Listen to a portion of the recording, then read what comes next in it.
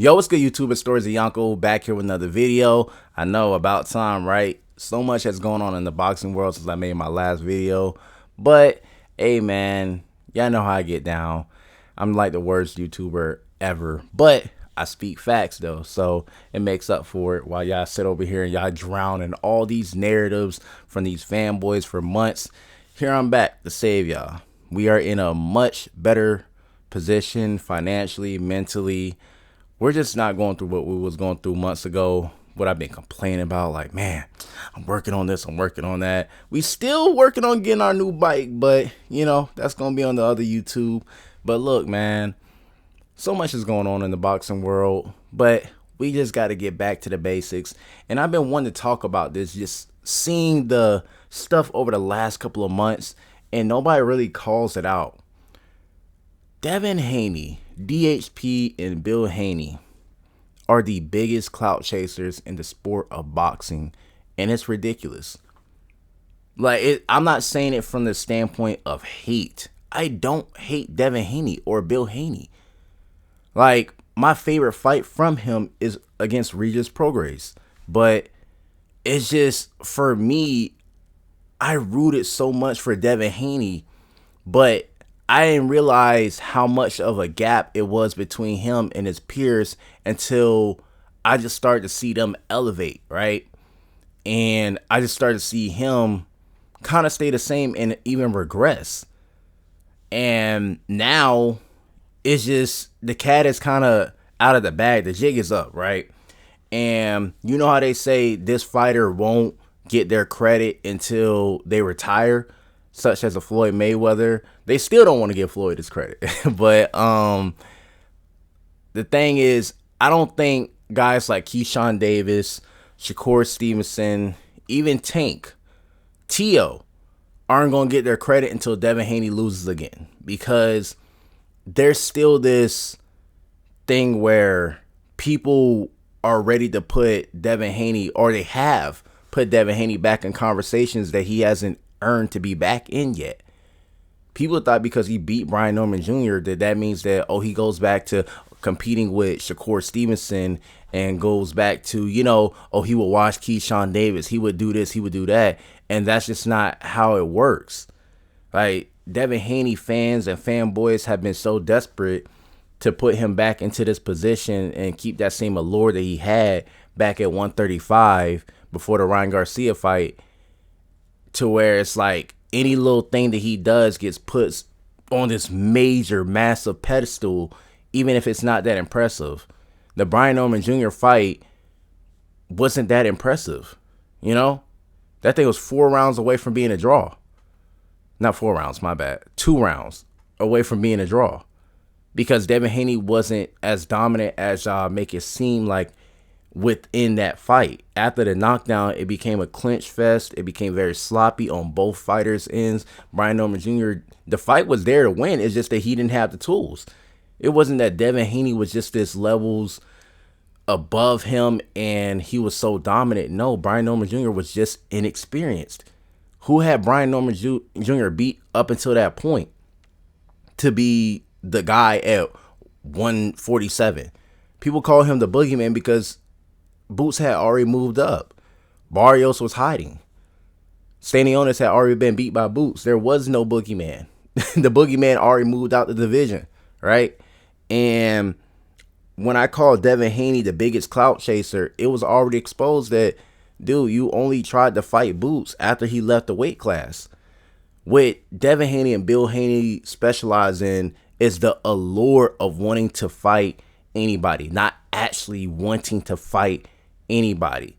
They have convinced the entire boxing world, not everybody, people have like seen through it, that they will say somebody's name and then do the complete opposite. It's about keeping Devin Haney's name out there and attaching it to a guy who's relevant, a guy who's more dangerous, a guy who just fought. That's what they did with Keyshawn in his last fight. Oh, Debo's coming for you.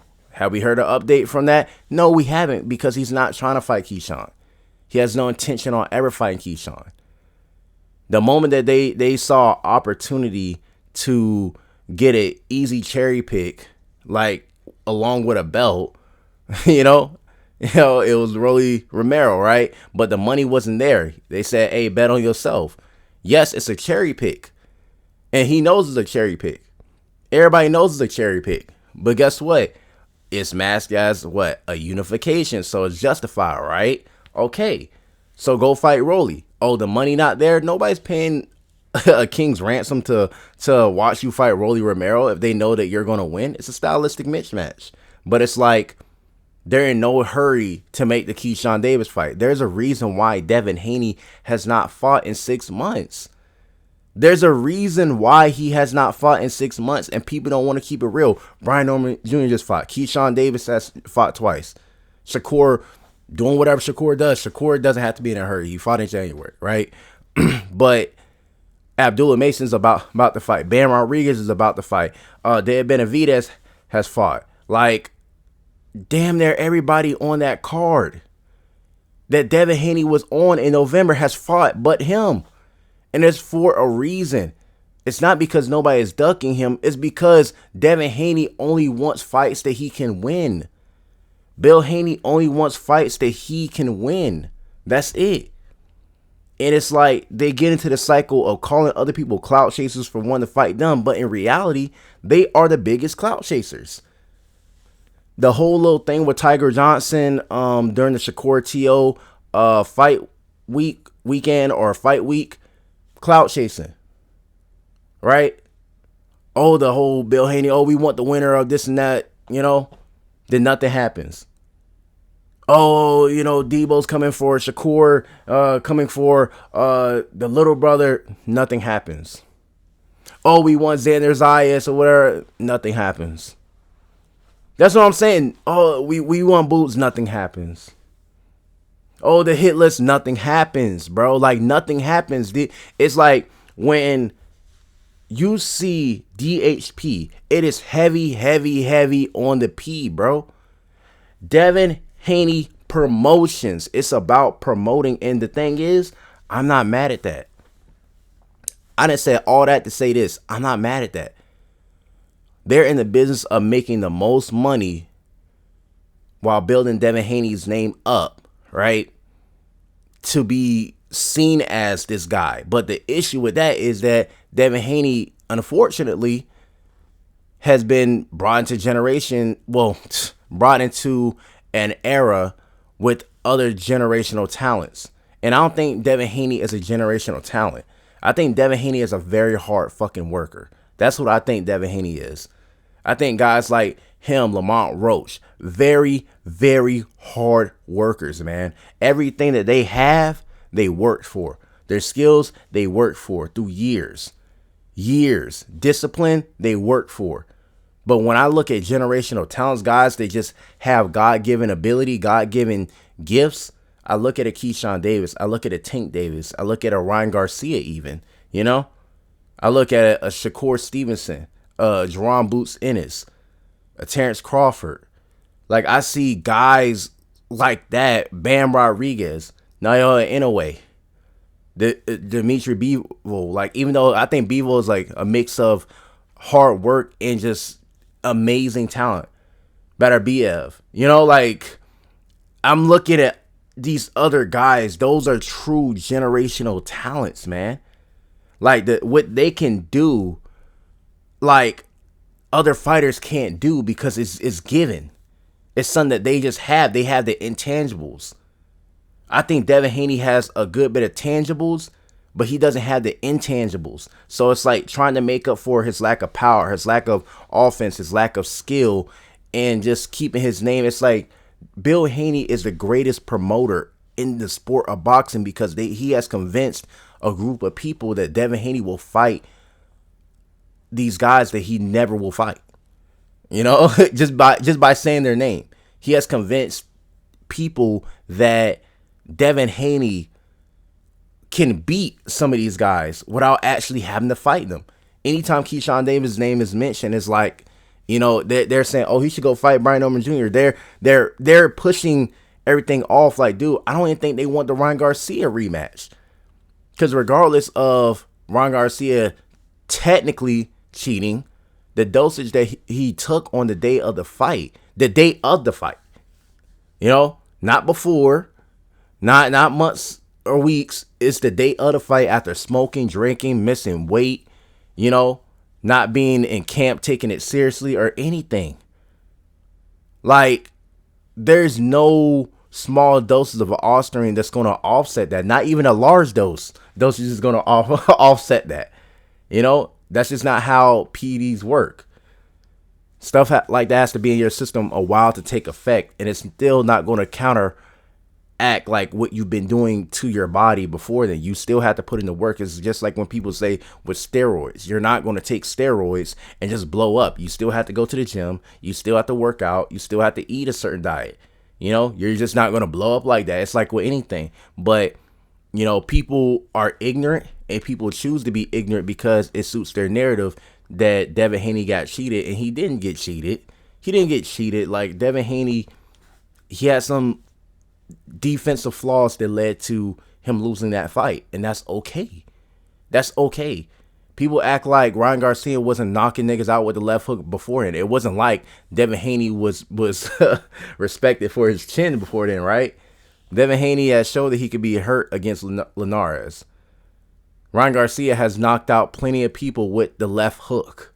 So it wasn't like, you know, it was just this guy that had a Canelo chin, that being Devin Haney, and a guy that didn't have any power or anything like that. Like, you know, that's not what it was. But it doesn't fit the narrative. And we could talk about Ryan Garcia being a cheater, but there's a reason why Devin Haney hasn't fought in 6 months, bro. There's no fights out there for him to win. The Lewis Crocker fight, he has to fight a mandatory. Rolly Romero, like, there's no money there.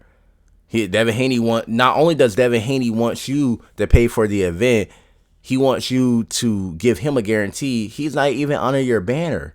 He's not even your fighter. He's supposed to be independent. He's not chipping in on anything. And shout out to PBC for like, okay, yeah, we'll go ahead and pay Rolly his guarantee. We'll take care of all the expenses. And after all of that, you and him split whatever the event makes. And that's fair. Why the hell am I giving you a guarantee and you're not my fighter? So not only do we know that you're finna take the belt off of him, but you want us to give you a guarantee? Like, that doesn't make any sense. Kill what you eat, man. And Devin Haney knows that he doesn't sell. So does Bill. There's a reason why they're fighting on undercards. There's a reason why they're waiting on Turkey to save them. There's a reason why that he hasn't fought in 6 months. The money not there, and the comp is too damn high. Shakur's available. Boots was available. Zayas was available. Keyshawn is available again. He's not going to fight any of those guys, man. And we're about to find out a lot about Devin Haney as soon as Boots beats Xander Zayas. And I'm going to that fight, by the way. He's not going to go up to 154, and he's not going to activate that WBO, what's that thing, like challenge or whatever, or petition them to go up to fight Boots. He's not doing that. He'll make a good bag from that from Turkey, but he's not doing that shit. So it's like, you know, we know that, but I'm just saying the jig is up. The man is the biggest clout chaser in boxing. You only can get but so far when you're not actually fighting. You only can tell us how much Devin Haney will beat all these other guys, and all these other guys are not ready for him, and then you don't send no contract, i.e. Keyshawn, right? You can't tell me that Devin Haney is the A side and this and all that, but yet he ain't main event a pay-per-view in how long? He hasn't been the main event like since what's that, 2023 or something like that? What's that, 2024? Like since Ryan Garcia. Right? He hasn't fought in the main event in a while. How could he be the A side? How? I.e. Ryan Garcia. You can't tell me that Shakur or these guys have to come up to fight him, or they have to petition the WBO and all this other stuff, when we done seen Terrence Crawford not even be ranked by a sanctioning body at 168 until the month of the fight. The fights get negotiated, and then you get the sanctioning bodies involved. You feel me? If Devin Haney wanted to defend his WBO welterweight belt against Keyshawn Davis, it could happen. It don't take too much. That's the reason why you have to get on the phone with a Jay Prince. He don't want to get on the phone. That's actually when you actually have to get business done. When you actually have to get business done and you're not just over here trying to push narratives on social media to try to keep people talking about how dangerous you are, how you would do this to this fighter without actually having to fight them. Devin Haney is the most dangerous fighter in hypotheticals I've ever seen, along with Terrence Crawford and Tank.